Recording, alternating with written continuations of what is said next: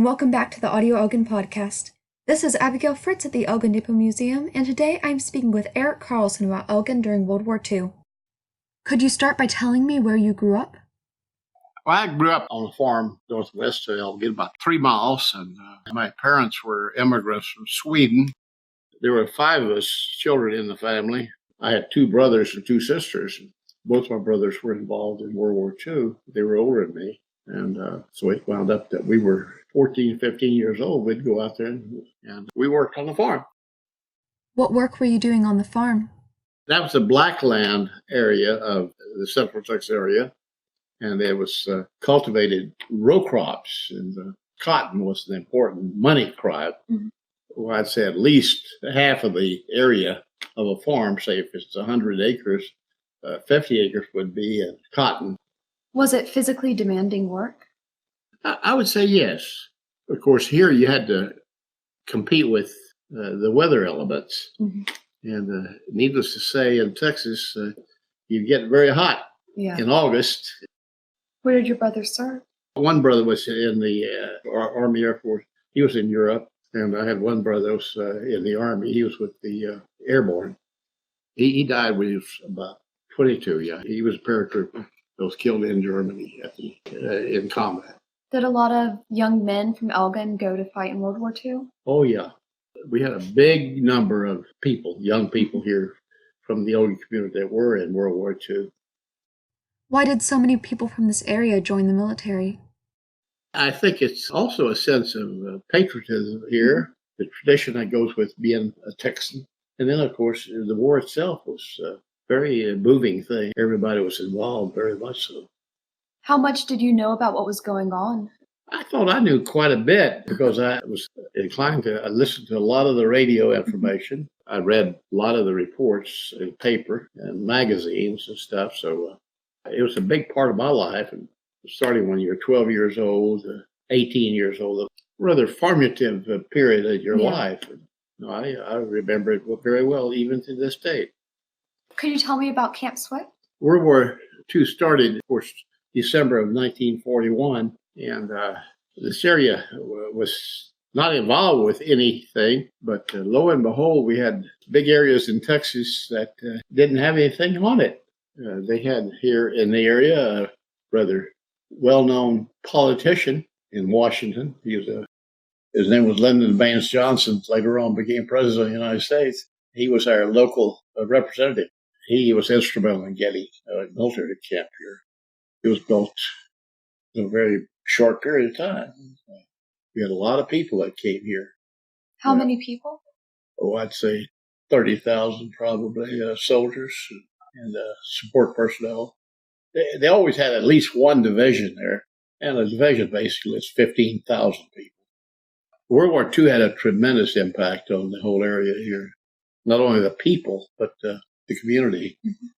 Camp Swift was located physically between the little town of Elgin and the little town of Bastrop, about 15 miles apart, separated by a highway.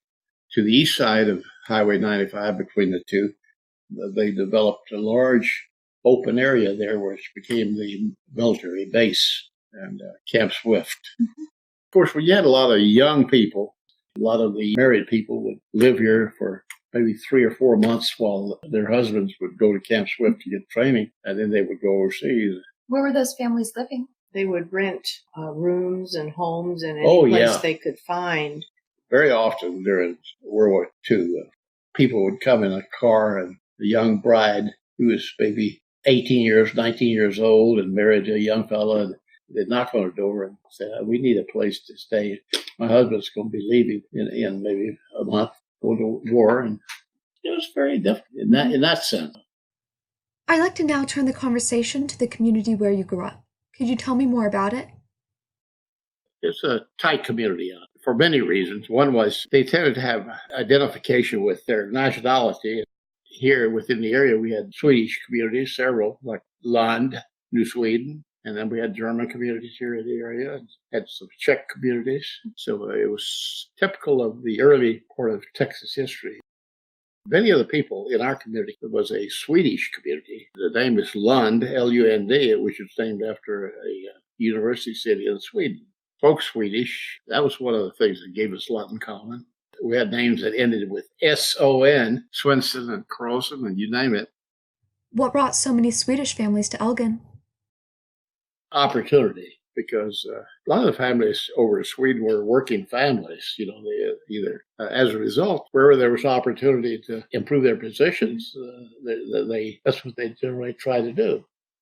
A group of Swedish people that came into the area for various reasons, and these people were instrumental in getting other people from the same country. They would settle in the area here because of commonality of language and religion. Could you tell me about the Elgin Meat Club? In the rural community here in Elgin, we had what we call a meat club. And, of course, families were all living on farms out in the area. They were generally the smaller ones were in the area of 125 acres up to 200 acres. And it was a blackland area where they had the crops were basically cotton and corn, and it was a cultivated area. And the family units that lived on that in the area west of Elgin, we had what we call a meat club. They would have a deal. Each week, one of the Swedish families would shear an animal.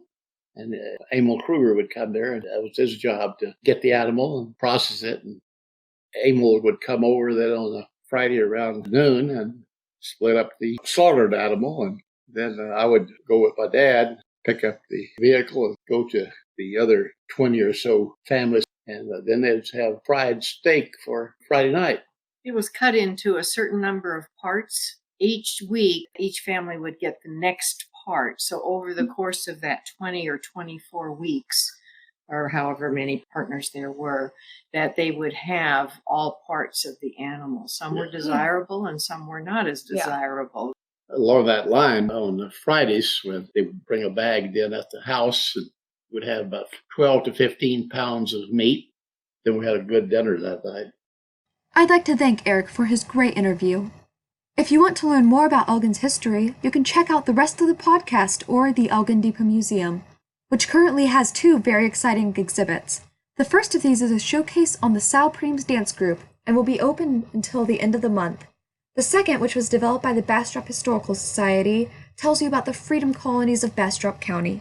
The museum is located on Elgin's Main Street and is open Wednesdays through Fridays from 10 to 2.